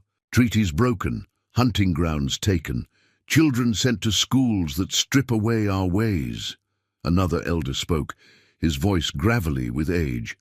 The woman is not responsible for all these things, and the child is innocent. Perhaps, countered a younger council member, but where one white person comes, others follow. Her husband may return with more settlers. Soldiers could come looking for her. My husband will not return, Sarah said quietly, but firmly, and no one knows I am here. I was not registered at any settlement. We travelled without companions. She hesitated before adding, I seek only shelter until spring, when I can make my way to a place where my daughter and I might start again, away from this land that belongs to your people. Her direct acknowledgement of Ute territorial rights appeared to surprise several council members. Eaglefeather exchanged glances with the others before speaking again. The council must discuss this matter privately. Joseph, take the woman to Moondancer's lodge. She will provide food and rest while we deliberate. Joseph inclined his head in acceptance, then guided Sarah back outside where the older woman from the council joined them. Moondancer, her face deeply lined from years in the mountain sun, gestured for Sarah to follow her without speaking. As they crossed the central area toward a smaller lodge on the eastern side of the camp, Joseph remained close to Sarah's side, acutely aware of the stares that followed them. Children pointed openly, while adults attempted to mask their curiosity or hostility with practiced indifference. Moondancer's lodge was warm and well-ordered, with furs covering the ground and various pouches and bundles hanging from the support poles. She gestured for Sarah to sit near the small fire, then immediately reached for the baby, her weathered hands gentle but insistent. Sarah hesitated, looking to Joseph for guidance. It is an honor, he said softly. Moondancer is our most respected midwife. She wishes to examine Hope. With visible reluctance, Sarah allowed the elder to take her child. Moondancer unwrapped the infant with practiced efficiency, murmuring softly in the Ute language as she checked each tiny limb, the umbilical site, the alert eyes that stared up at her unflinchingly. Strong, she pronounced in heavily accented English, born with courage. She rewrapped Hope before returning her to Sarah, then busied herself preparing a herbal tea over the fire. What happens now? Sarah whispered to Joseph, the strain of the journey and uncertainty finally showing in her trembling hands as she cradled Hope. The council will decide your fate, he replied honestly. It may take hours. Rest while you can. Moondancer brought them bowls of rich stew and corn cakes, watching with approval as Sarah ate hungrily, despite her obvious exhaustion. When the meal was finished, the older woman indicated a pile of soft furs in the corner where Sarah could rest. Sleep, Joseph encouraged her. I must return to the council to speak on your behalf. Alarm flickered in Sarah's eyes. You're leaving? Only to the central lodge. Moondancer will watch over you and Hope. He hesitated, then added, Trust me, Sarah. I will not abandon you here. The naked fear in her expression reminded him sharply of her recent abandonment, of the betrayal still fresh in her experience. I will return, he promised more firmly. Rest now. You are safe here. As Joseph left the lodge, Moondancer followed him outside, her voice low and urgent. The young men are angry, Joseph. They speak of riders seen near our hunting grounds. White men searching for something. They fear this woman brings danger, Joseph frowned. What riders? When? 3 days passed. Black Fox saw them from the high ridge, 4 men, heavily armed, following the river valley. This was troubling news indeed. Did they approach the camp? Moondancer shook her head. No. They turned back when the snow began again. But they Will return when weather permits. Black Fox is certain they were searching, not hunting. Joseph considered this information carefully. If Sarah's husband had indeed returned with companions, seeking either her or perhaps something of value left at the cabin, it could bring unwanted attention to the Ute winter camp. The tribal council would view this as a significant threat. I must tell the elders of this, he said. Watch over them, Moondancer. The woman has suffered much, and the child is blameless. I know the innocence of children, Joseph Two Rivers. The old woman replied with a hint of sharpness. I have buried too many of our own who were equally blameless. With that sobering reminder, Joseph returned to the council lodge, where debate was already underway. He entered quietly, taking a position at the edge of the circle until acknowledged by Eagle Feather. Joseph Two Rivers, we have been discussing the woman and her child. There are concerns. Joseph inclined his head respectfully.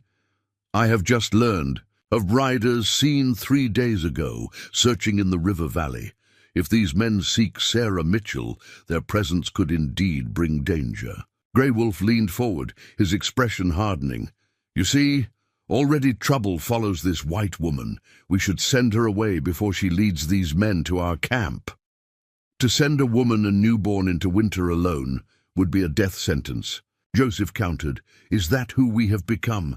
A people who condemn the innocent out of fear. Innocent? Another council member scoffed. How many innocent whites have taken our lands, killed our people, broken promises? Their innocence ends where our suffering begins.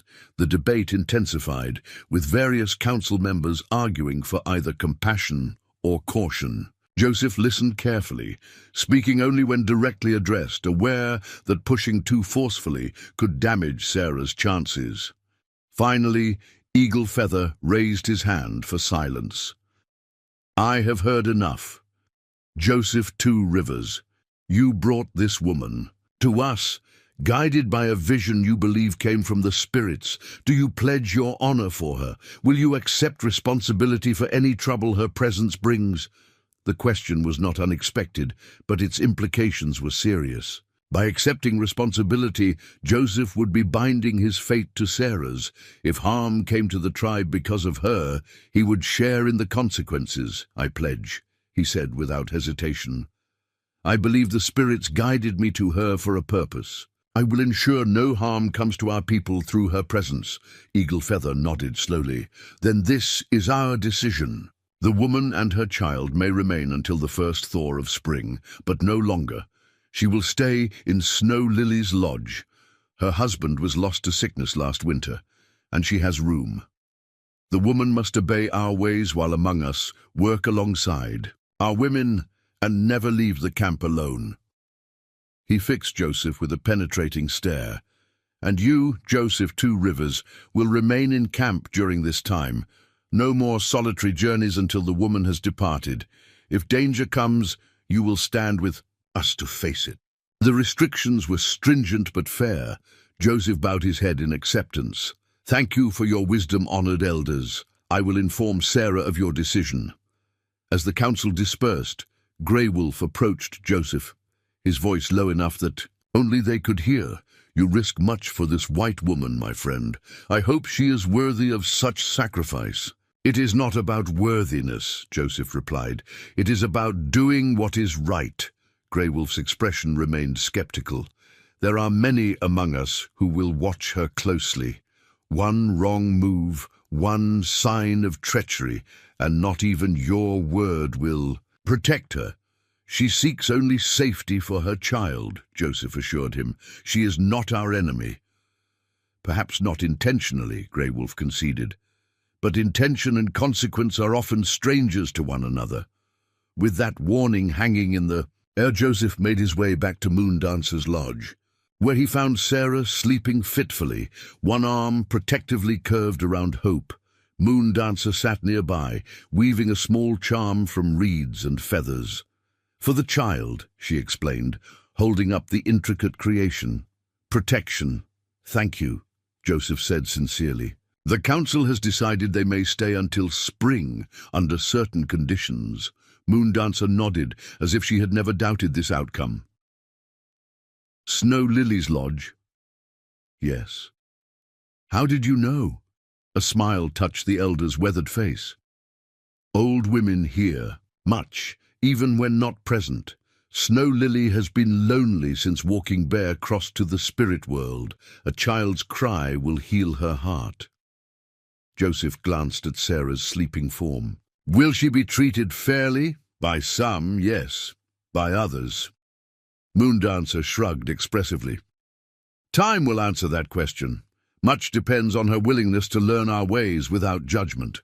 She is stronger than she appears, Joseph said, surprising himself with the defensiveness in his tone. Moondancer's shrewd eyes studied him carefully. I see this woman has made a place in your thoughts, Joseph Two Rivers. Be cautious. Some paths lead only to pain. Before Joseph could respond to this uncomfortable observation, Sarah stirred, her eyes opening with momentary confusion before focusing on him. Relief washed over her features. You came back, she said softly. As I promised, he replied. The council has reached a decision. Sarah pushed herself upright, checking hope before giving Joseph her full attention. Tell me, as he explained, the conditions of their stay, the temporary nature of the arrangement, the restrictions on her movement, the expectation that she would work alongside the Ute women. Sarah listened without interruption, her expression revealing neither resentment nor gratitude, only careful consideration. I understand, she said when he had finished. These terms are fair, more than fair, given the circumstances. Please convey my thanks to the elders for their generosity. Joseph nodded, relieved by her acceptance. There is one more thing you should know. Riders have been seen in the valley, white men searching. If it is your husband, it's not, Sarah interrupted with surprising vehemence. Daniel wouldn't return, especially not with others. She hesitated, glancing at Moondancer, before continuing more quietly. There were things of value left in the cabin, gold nuggets he found while prospecting last summer. He kept them hidden in a pouch beneath the floorboards. I discovered them after he left. This new information cast a different light on the situation. If the riders were indeed searching for hidden gold rather than Sarah herself, it presented both a different danger and potentially a different opportunity. Did you bring this gold with you? Joseph asked sharply. Sarah shook her head. I left it where it was. It seemed tainted somehow, blood money that nearly cost Hope's life. Joseph exchanged glances with Moondancer, whose expression had grown grave. If these men seek gold, they will tear the cabin apart to find it.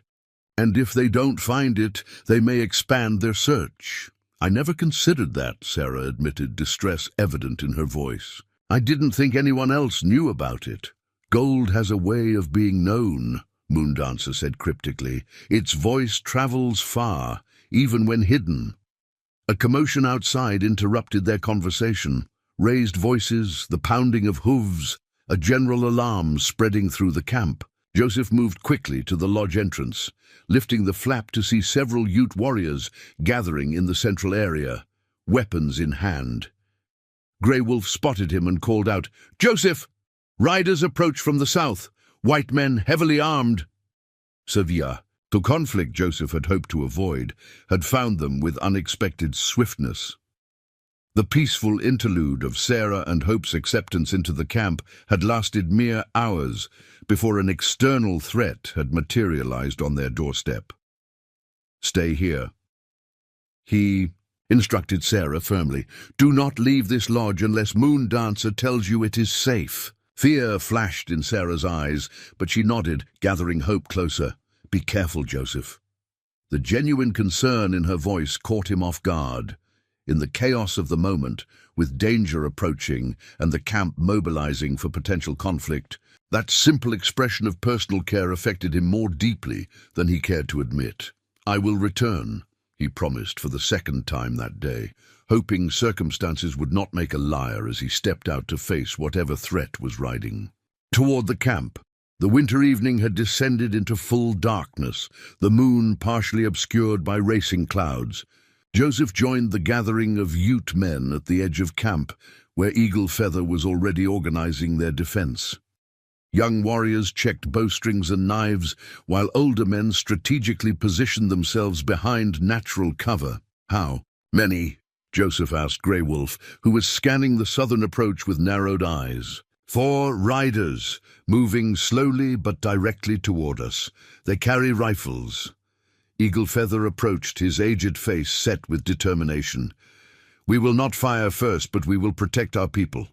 Joseph, you know the white man's ways. You will speak with them." It wasn't a request, but a command. Joseph nodded, understanding the wisdom of this approach. As someone familiar with both cultures, he might be able to diffuse the situation before blood was shed. "They appear to be following tracks," Black Fox reported, returning from his scouting position. "Our tracks, and the woman's." Joseph inwardly cursed the clear weather that had made their journey to the camp possible, but had also left a readable trail in the snow. The riders had likely discovered the abandoned cabin, found signs of recent departure, and followed the obvious path down to the valley. "Joseph," Grey Wolf said in a low voice, "if these men have come for the woman or the gold." She spoke of, "What will you do?" "Protect the camp," Joseph replied without hesitation, "as I pledged to the council." Grey Wolf studied him a moment longer, then nodded, apparently satisfied with what he saw in Joseph's eyes. The riders were visible now, 4 dark shapes against the snow-covered landscape, approaching at a deliberate pace. They halted about 200 yards from the camp perimeter, seemingly assessing the situation. "They see us," Black Fox murmured. After a brief consultation among themselves, one rider separated from the group and continued forward alone. His hands clearly visible on the reins of his horse, away from his weapons, a universal sign of peaceful intent. "I will meet him," Joseph said, moving forward before anyone could object. He walked steadily into the open ground between the camp and the riders, stopping at a point midway. His posture was relaxed but alert, his hands empty and visible at his sides. The approaching rider slowed his horse to a walk, then halted about 20 feet away. The man was middle-aged, with a weathered face half hidden by a thick beard streaked with grey. His clothing was that of an experienced frontiersman, practical, well-worn, layered against the cold. A rifle was secured in a saddle holster, but he made no move toward it. "Evening," the rider called, his breath clouding in the cold air. "Name's Frank Hawkins. Looking for some folks might have passed this way." Joseph remained expressionless. "What folks would those be?" Hawkins studied him with shrewd eyes. "You speak mighty fine English for a Ute. And you ride mighty close to a peaceful camp with armed men," Joseph countered evenly. "State your business clearly." The man shifted in his saddle, clearly reassessing the situation. "Fair enough.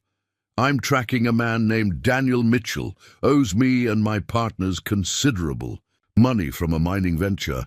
Traced him to a cabin up in the high country, but found it abandoned. Woman and child been there recently, though, followed their trail here." Joseph's mind worked quickly. This explanation aligned with what Sarah had told him about the gold, but whether Hawkins was telling the complete truth remained to be seen. "This Mitchell," Joseph said carefully, "when did you last see him?" "October, in Denver. Said he had a claim up in these mountains, promised to return with our share once he'd checked on his wife." Hawkins spat into the snow. "Man's a snake. Never intended to come back with our money. And the 4 of you decided to track him through Winter Mountains based on this?" Hawkins's expression hardened. "It's a considerable sum, and Mitchell made the mistake of showing samples before he disappeared. Rich ore worth the trouble." Joseph maintained his impassive stance. "There is no Daniel Mitchell here." "What about a woman, young, dark-haired, with a baby?" Hawkins leaned forward slightly. "Look, we mean no harm to the woman or child. Our business is with Mitchell and what he stole. If she's here, we just need information." Behind him, Joseph could sense the Ute warriors' growing tension. This standoff needed to end before someone acted rashly. "Wait here," he instructed Hawkins. "I will speak with our elders." The rider nodded reluctantly, and Joseph returned to where Eagle Feather and the others waited. "He claims to seek a man who owes them money," Joseph explained in the Ute language. "Daniel Mitchell, Sarah's husband, says Mitchell showed them ritual samples and disappeared." "Do you believe him?" Eagle Feather asked. Joseph considered before answering. "Partly. I believe Mitchell may indeed have stolen from them, but their interest in Sarah may not be merely for information. The woman must know where this gold is." "Hidden," Grey Wolf interjected. "That is what they truly seek." "Possibly," Joseph acknowledged, "or they believe she might lead them to Mitchell." Eagle Feather's expression remained grave. "What do you suggest, Joseph Two Rivers? These men are armed and determined. We could drive them away, but they might return with more." Joseph knew the elder spoke the truth. Conflict now might prevent immediate danger, but could bring greater threat later. Perhaps soldiers from the nearest fort, using any violence as pretext for action against the tribe. "Let me bring Sarah to speak with them," he suggested. "In the open, where our warriors can protect her. If she confirms their story about Mitchell and the gold, perhaps we can resolve this without bloodshed." The elders conferred briefly before Eagle Feather nodded. "Bring the woman, but the child stays in the lodge with the Moondancer." Joseph returned to Moondancer's dwelling, where he found Sarah pacing anxiously, hope cradled in her arms. She turned to him immediately as he entered. "What's happening? I heard horses." "Men have come," Joseph explained, keeping his voice calm. "They claim to be looking for Daniel. They say he owes them money from a mining venture." The color drained from Sarah's face. "Frank Hawkins," she whispered. Joseph's surprise must have shown, because Sarah continued hurriedly. "Daniel mentioned him, a partner in Denver. He was afraid of these men, said they would kill him if they found him." "Did Daniel steal from them?" Sarah closed her eyes briefly. "Yes. He admitted as much before he left. Said the gold he'd found was rightfully theirs too, but he wasn't going to share.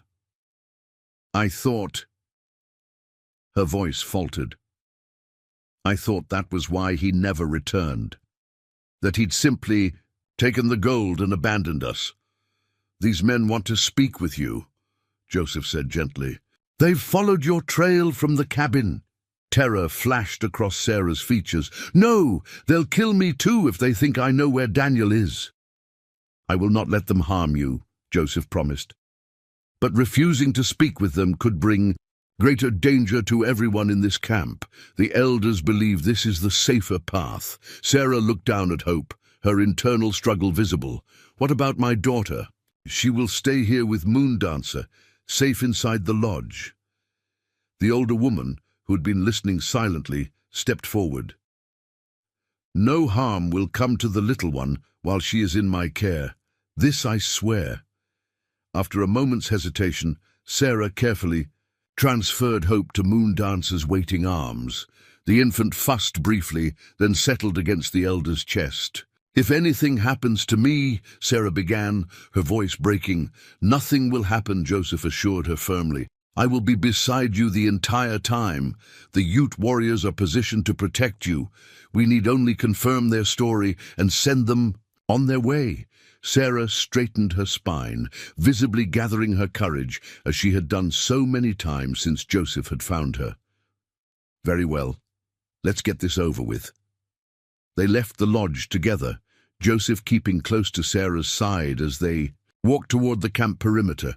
The Ute warriors had maintained their positions, arrows nocked and eyes watchful. Frank Hawkins remained where Joseph had left him, though his posture had grown more tense as he noticed the armed men surrounding the camp. As they approached, Joseph felt Sarah stiffen beside him, her steps faltering slightly. He placed a supportive hand at her elbow, steadying her. "Remember," he murmured, "they need you more than you need them. Speak truthfully but carefully." Hawkins straightened in his saddle as they came to a stop several paces away. Recognition flashed in his eyes as he took in Sarah's appearance.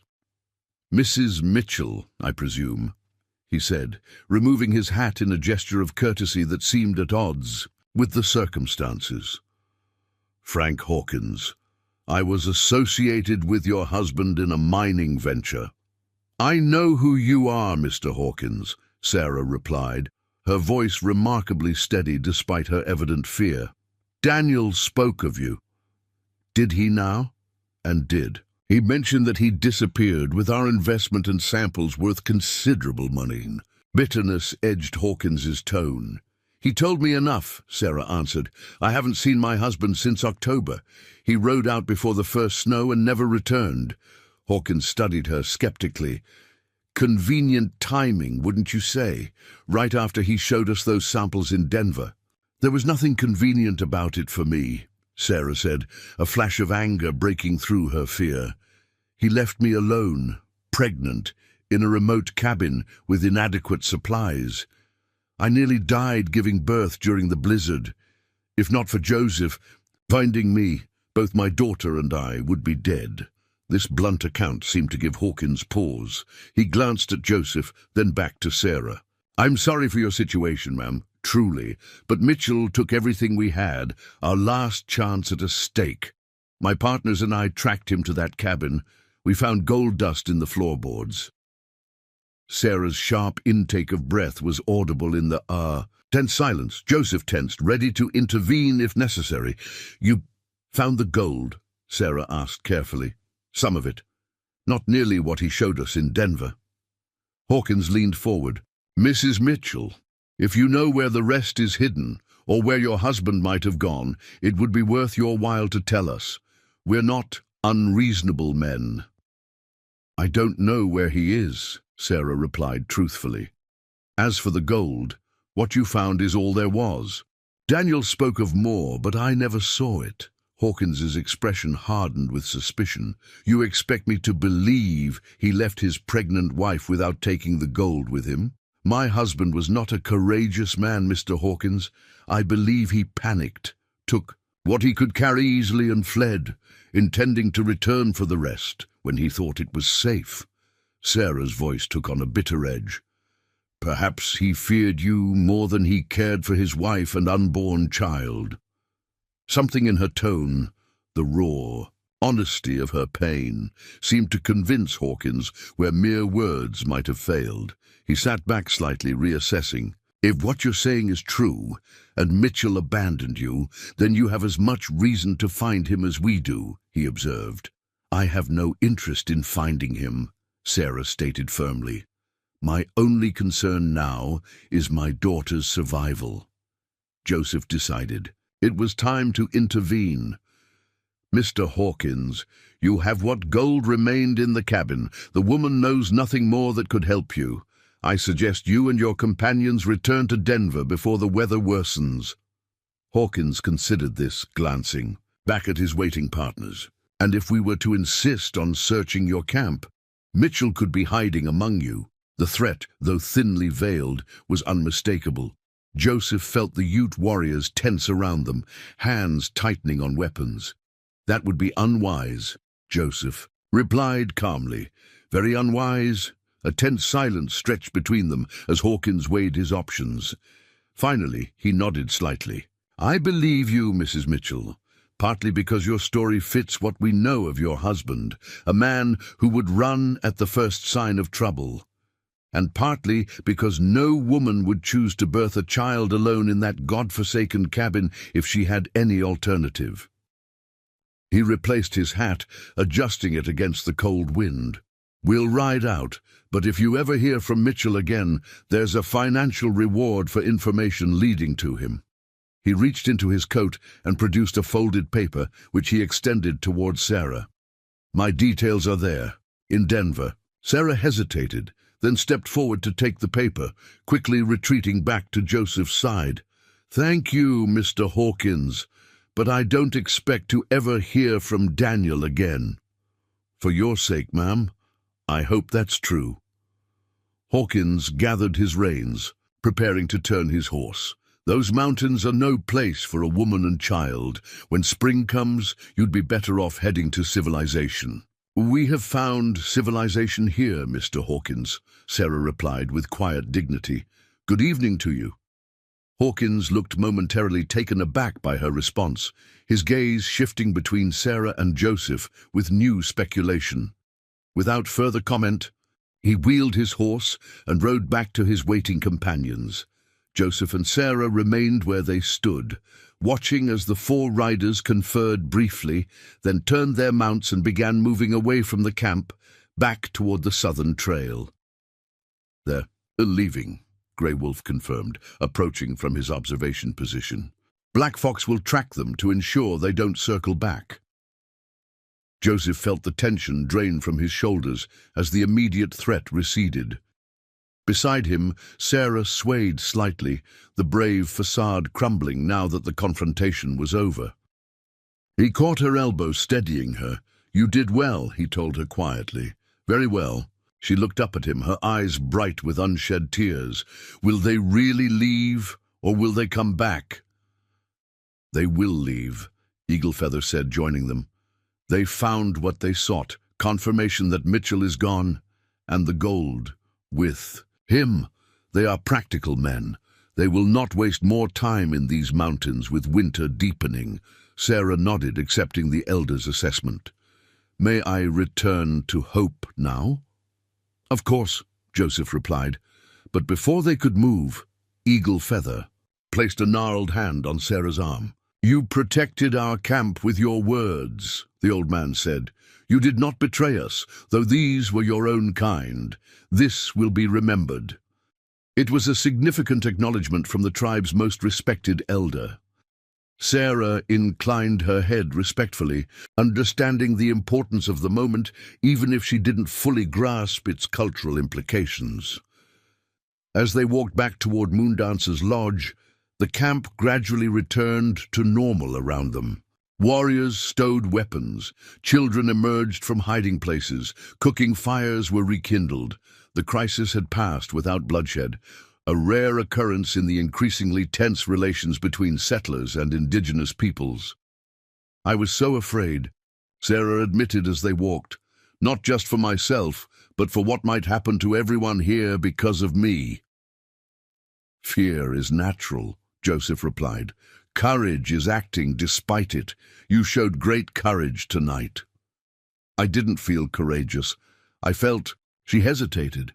"I felt angry at Daniel for putting us all in this position, at myself for being foolish enough to follow him west, even at you for making me face those men." Joseph nodded, accepting her honesty. Anger can be a source of strength when properly directed. They reached Moondancer's lodge, where they found the elder singing softly to Hope, who was sleeping peacefully in her arms. The domestic tranquility of the scene contrasted sharply with the tension they had just experienced. "The men?" Moondancer inquired, looking up from the infant. "Gone?" Joseph confirmed. "Sarah handled them well." As Sarah reclaimed her daughter, cradling the sleeping child with visible relief, Moondancer nodded approvingly. "She has a warrior's heart under that gentle exterior. Now both of you should eat. Fear and cold empty the body's strength." She busied herself preparing a simple meal of dried meat and corn cakes, the normalcy of the activity helping to ground them after the heightened emotions of the confrontation. As they ate, Joseph noticed Sarah watching him with an expression he couldn't quite interpret. "What is it?" he asked finally.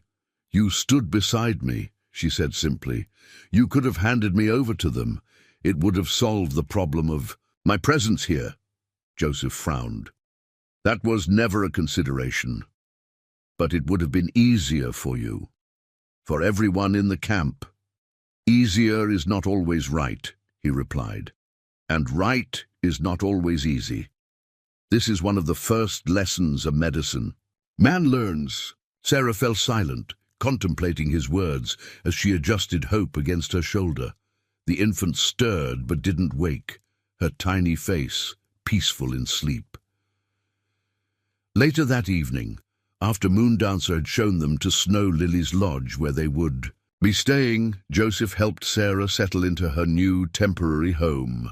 Snow Lily, a quiet woman in her 30s whose grief over her husband's death still shadowed her eyes, had prepared a sleeping area with clean furs and blankets.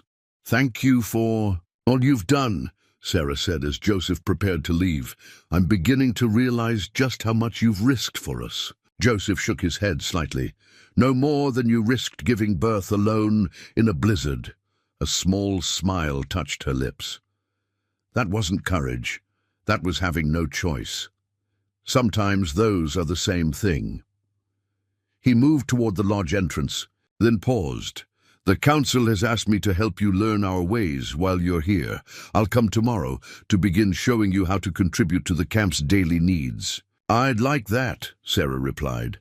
"I want to repay the tribe's generosity however I can."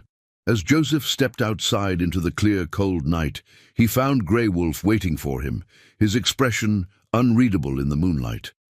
"The woman impressed the elders tonight," Grey Wolf said without preamble. "She spoke the truth when lies might have served her better. She understands honor," Joseph replied simply. Grey Wolf studied him for a long moment. "You care for her, more than as a healer, for a patient."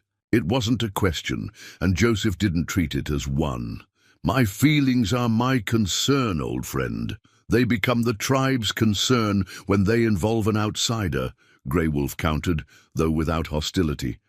"Be careful, Joseph. Spring will come. She will leave as she must. That is the council's decision." "I'm aware of the council's wisdom," Joseph said carefully. Grey Wolf clasped his shoulder briefly. "I say this not to cause pain, but to prevent greater pain later. Guard your heart, medicine man. It is needed here among your people." With that, he walked away, leaving Joseph alone with thoughts that had been circling his mind since finding Sarah and Hope in that snowbound cabin. Grey Wolf's warning was unnecessary. Joseph was acutely aware of the impossibility of any deeper connection with Sarah. Cultural barriers, the council's decree, the practical realities of their different worlds, all stood as insurmountable obstacles. Yet as he looked up at the star-filled sky, Joseph couldn't deny the truth that he had been avoiding. In saving Sarah and Hope, he had inadvertently opened himself to emotions he had thought buried with Clara. The connection between them had grown from rescuer and rescued to something more complex, a partnership based on mutual respect and shared experience. Whether such a connection could have any future beyond the winter camp was a question Joseph wasn't ready to contemplate. For now, he would focus on helping Sarah and Hope integrate into the camp's daily life, on fulfilling his pledge to the council, on navigating the delicate balance between two worlds that rarely found common ground. The confrontation with Hawkins and his men had been resolved without bloodshed, but Joseph sensed that the greater challenges still lay ahead. Not external threats this time, but the internal conflicts of his own heart and the social realities of the world they inhabited. As he made his way to his own lodge, the camp settled into nighttime quiet around him. Fire smoke rose straight into the still air, carrying prayers and dreams upward to the star-filled heavens. Somewhere in that vast expanse, Joseph believed, the spirits watched and guided their paths. He could only trust that they had a purpose, in bringing Sarah and Hope into his life, and wisdom greater than his own, for what should come next. Up next, you've got two more standout stories right on your screen. If this one hits the mark, you won't want to pass these up. Just click and check them out. And don't forget to subscribe and turn on the notification bell so you don't miss any upload from us.